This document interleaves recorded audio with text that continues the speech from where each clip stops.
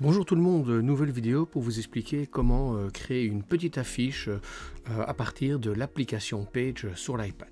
Donc on va directement se rendre sur l'application Page et dans Page, on va créer un nouveau document. Quand on a créé le nouveau document, on peut choisir de partir d'une page vierge, mais nous on va partir d'un modèle qui est préfet. Donc soit on descend avec son doigt, soit on prend les petits raccourcis qui sont ici en haut et on peut aller sur Prospectus et Affiches. Je vais aller dans Prospectus et Affiches sur Petite affiche scolaire parce que je vais demander à mes élèves de présenter le centre sportif qui se trouve tout près de l'école. Donc première petite chose que l'on va faire, on va changer le nom du document. Ici il est marqué tout en haut Petite affiche scolaire, on va le changer, on va le renommer et chaque élève va le renommer en fonction du titre que je vais lui demander. Ici c'est une petite révision pour passer le passeportique. C'est un passeport avec différentes compétences numériques à atteindre ici en fin de 4e primaire. Alors les compétences sont relativement basiques, mais c'est quand même déjà très intéressant pour eux. Ils ont la possibilité de changer les photos, ça on y viendra un petit peu après. Ici nous on va changer le texte. Première petite chose, on peut tapoter sur du texte pour réencoder du nouveau ou simplement le supprimer. Si je vais le supprimer, je vais garder qu'une seule ligne et je vais simplement écrire centre sportif de la forêt de Soigne. Alors, si on le désire, on peut aussi changer l'alignement du texte, c'est ce que je vais faire. En appuyant ici, je vais plutôt centrer mon texte et je vais demander à mes élèves en fait de me renseigner toute une série d'informations. On va d'abord supprimer certains éléments qu'on n'a pas besoin en double-cliquant dessus. Hop, on les efface. Et voilà. Je reviens à la première ligne qui est là et je vais leur demander d'insérer certains renseignements. Donc, le centre sportif de la forêt de Soigne fait partie d'une SBL qui s'appelle Forêt de Soigne et Sport. Ensuite, on va aller à la ligne.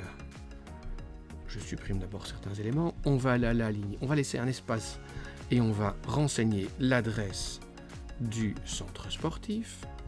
Il se trouve sur la chaussée de Wavre au numéro 2057 à 1160 Bruxelles. On va aussi indiquer le numéro de téléphone. Alors il faut chaque fois changer le clavier pour accéder à certaines fonctionnalités, mais ça les élèves le connaissent relativement bien. Je vais à la ligne et je renseigne une adresse internet. Alors ce qui est fantastique avec l'adresse internet, c'est qu'elle va directement être cliquable après. Je retire la majuscule, je mets 3 fois w.forêt de Soigne au pluriel sport sans espace, sans accent.be.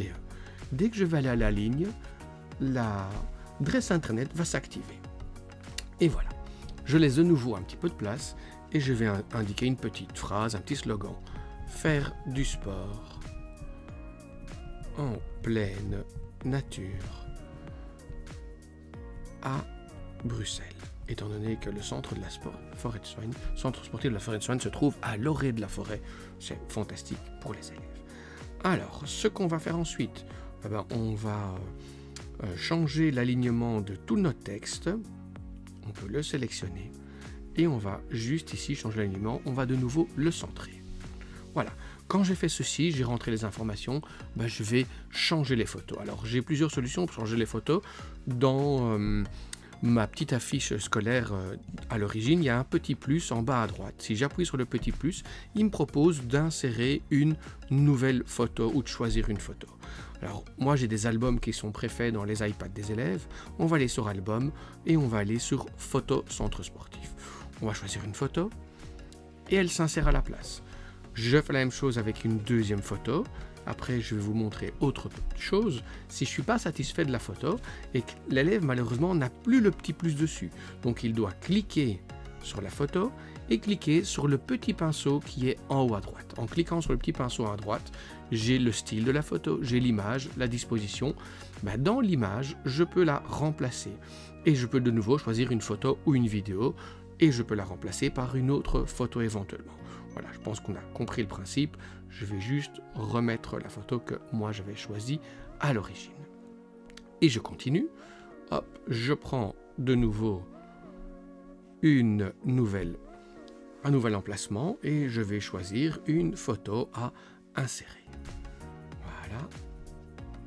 Ainsi de suite, jusqu'à ce que j'ai fait mes 5 photos. Et on termine par la toute dernière. Chaque fois, le petit plus est bien en bas à droite. Et on va choisir une dernière photo. Voilà.